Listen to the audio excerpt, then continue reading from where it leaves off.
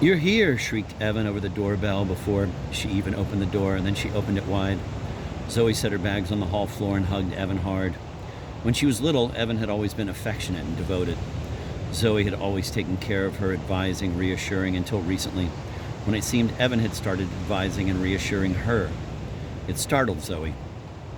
She suspected it had something to do with Zoe's being alone. It made people uncomfortable. "How are you?"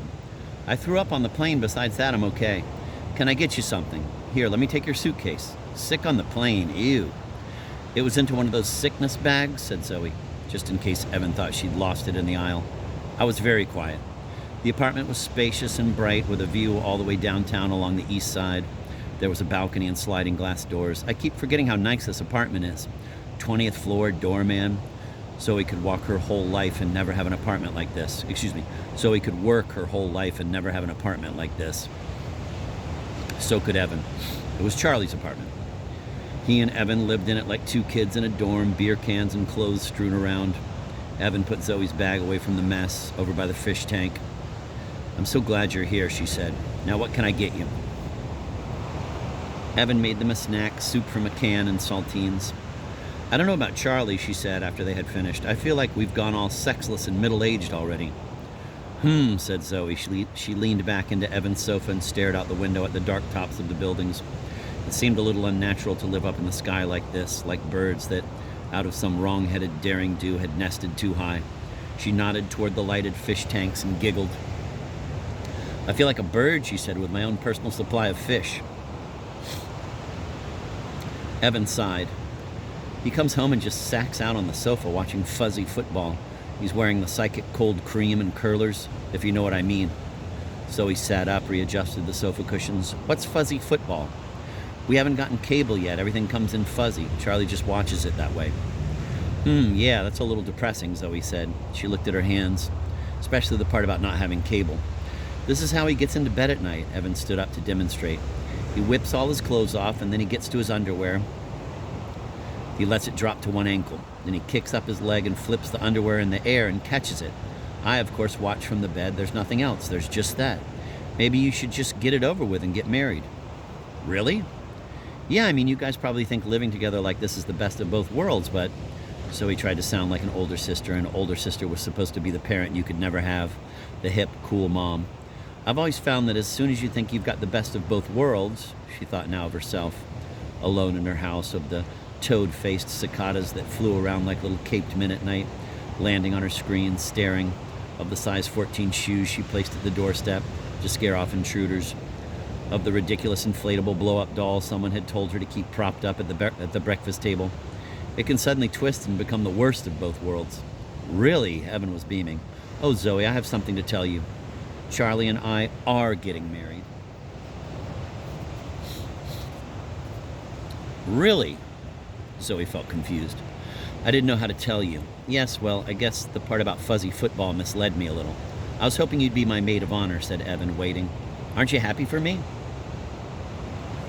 "Yes," said Zoe, and she began to tell Evan a story about an award-winning violinist at Hilldale, Versailles, how the violinist had come home from a competition in Europe and taken up with a local man who made her go to all his summer softball games, made her cheer for him from the stands with the wives until she later killed herself.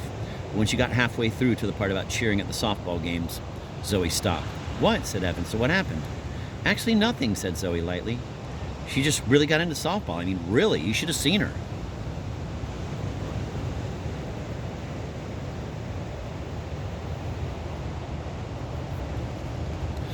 Zoe decided to go to a late afternoon movie, leaving Evan to chores she needed to do before the party. "I have to do them alone," she'd said, a little tense after the violinist's story. Zoe thought about going to an art museum, but women alone in art museums had to look good. They always did, chic and serious, moving languidly, with a great handbag. Instead, she walked over and down through Kips Bay, past an earring boutique called Stick It in Your Ear, past a beauty salon called Dorian Gray's. That was the funny thing about beauty, thought Zoe. Look it up in the yellow pages and you found 100 entries, hostile with wit, cutesy with warning. But look up truth. There was nothing at all. Zoe thought about Evan getting married. Would Evan turn into Peter Pumpkin Eater's wife, Mrs. Eater? At the wedding, would she make Zoe wear some flouncy lavender dress identical with the other maids? Zoe hated uniforms, had even, in the first grade, refused to join elf girls because she didn't want to wear the same dress as everyone else.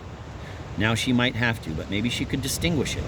Hitch it up on one side with a clothespin, wear surgical gauze at the waist, clip to her bodice one of those pins that said in loud letters, "Shit happens."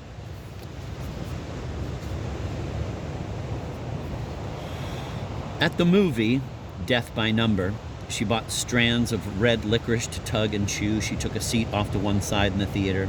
She felt strangely self-conscious sitting alone and hoped for the place to darken fast.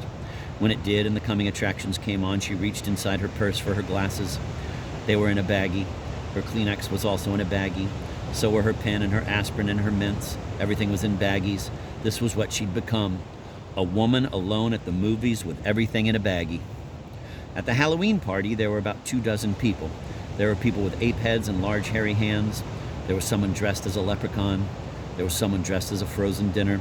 Some man had brought his 2 small daughters, a ballerina and a ballerina's sister, also dressed as a ballerina.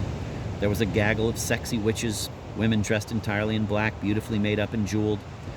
"I hate those sexy witches. It's not in the spirit of Halloween," said Evan. Evan had abandoned the moon mask and dolled herself up as a housefrau, in curlers and an apron, a decision she now regretted. Charlie, because he liked fish, because he owned fish, collected fish, had decided to go as a fish. He had fins and eyes on the side of his head. "Zoe, how are you? I'm sorry I wasn't here when you first arrived." He spent the rest of his time chatting up the sexy witches.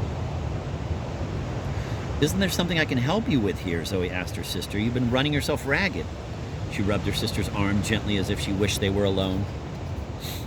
"Oh, God, not at all," said Evan, arranging stuffed mushrooms on a plate.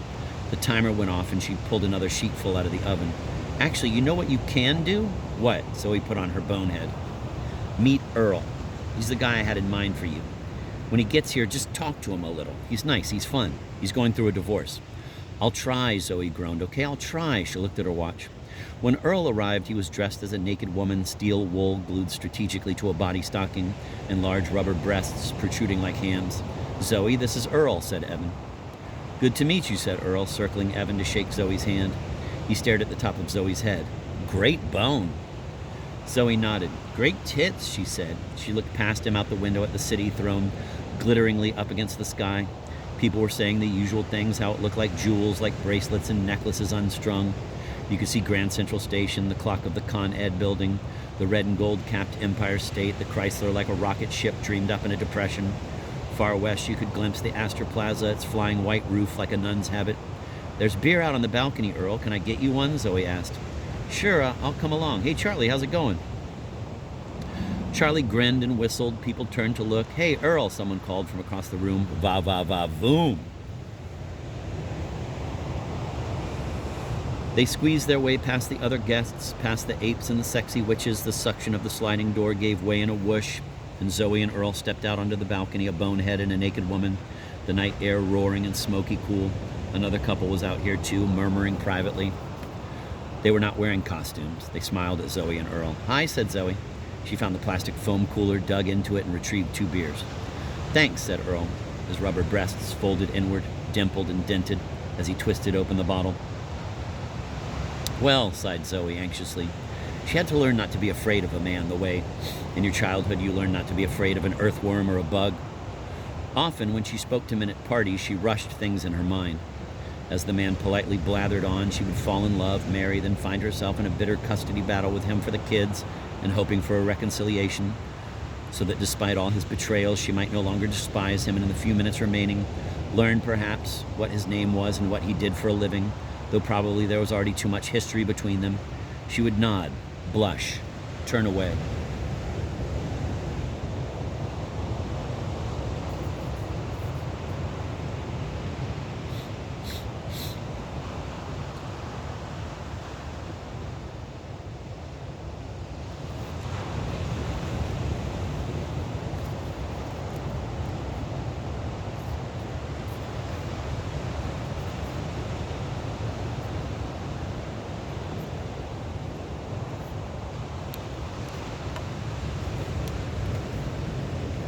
Evan tells me you're a professor. Where do you teach? Just over the Indiana border into Illinois.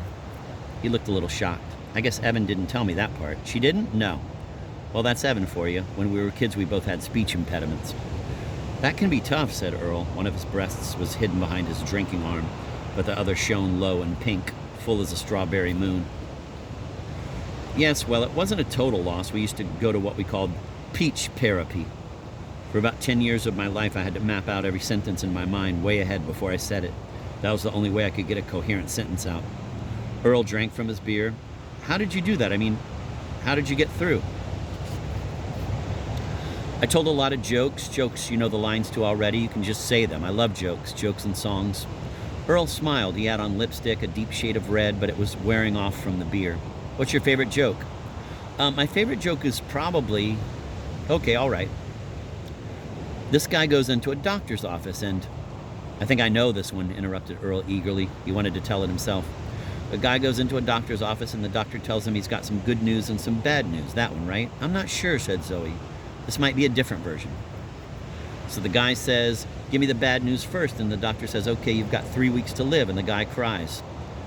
3 weeks to live, doctor, what is the good news? And the doctor says, did you see that secretary out front? I finally fucked her. So he frowned. That's not the one you were thinking of? No, there was accusation in her voice. Mine was different. Oh, said Earl. He looked away and then back again. You teach history, right? What kind of history do you teach?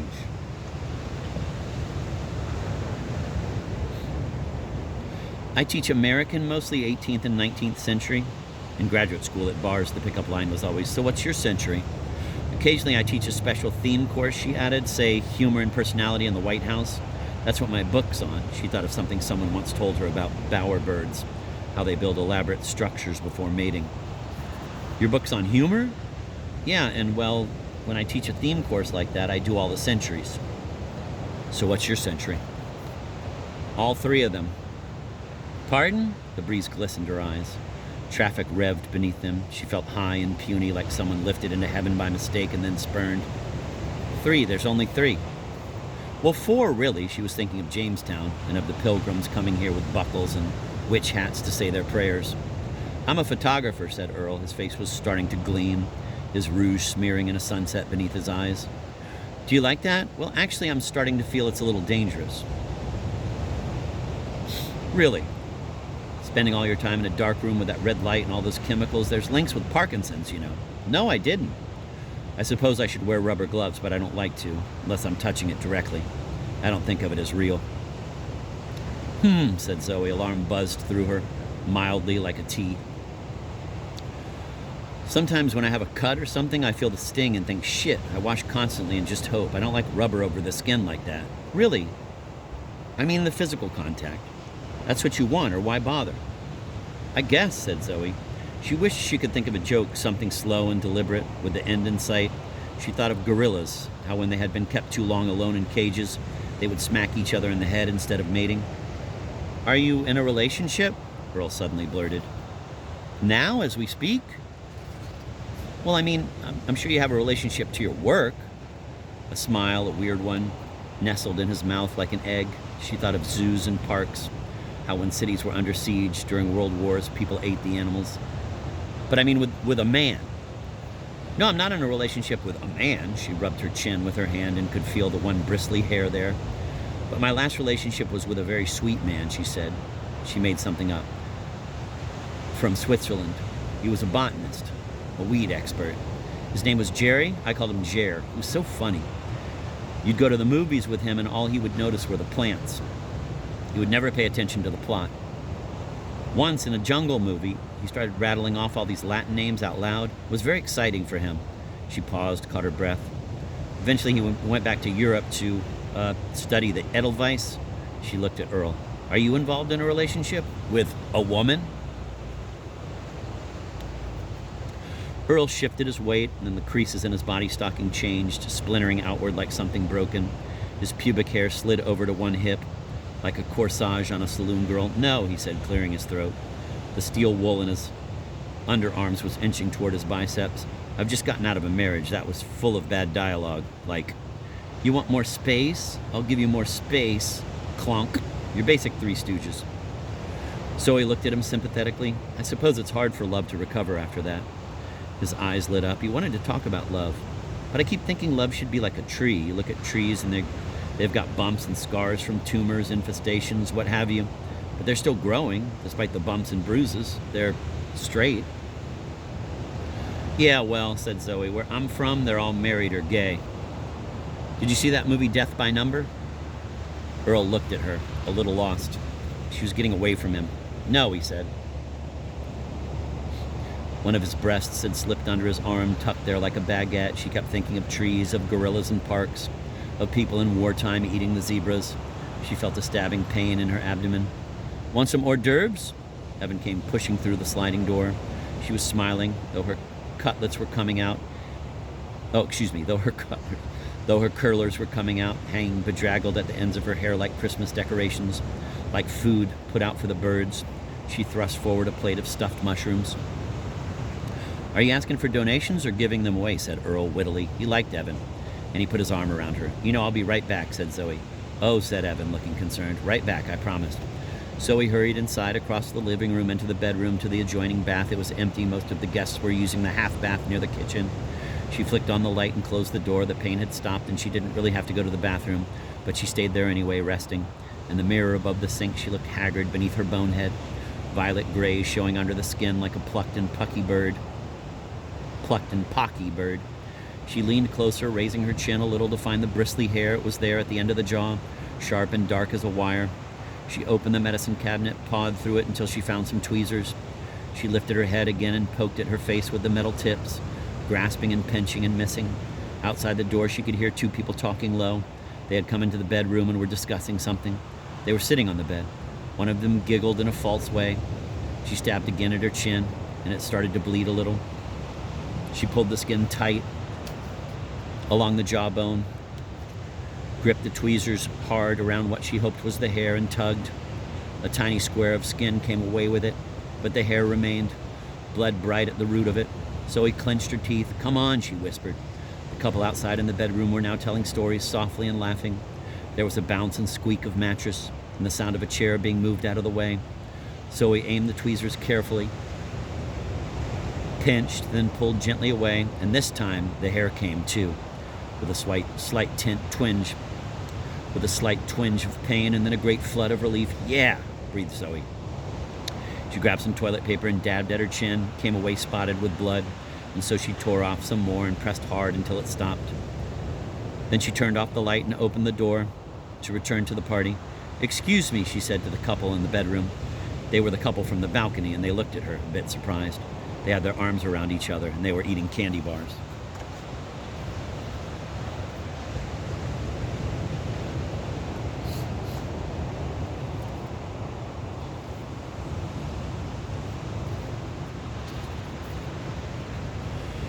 Earl was still out on the balcony alone, and Zoe rejoined him there. Hi, she said. He turned around and smiled. He had straightened his costume out a bit, though all the secondary sex characteristics seemed slightly doomed, destined to shift and flip and zip around again any moment.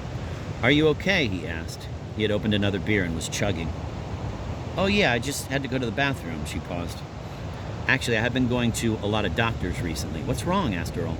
Oh, probably nothing, but they're putting me through tests, she sighed. I've had sonograms, I've had mammograms. Next week I'm going for a candygram. He looked at her worriedly. I've had too many gram words, she said.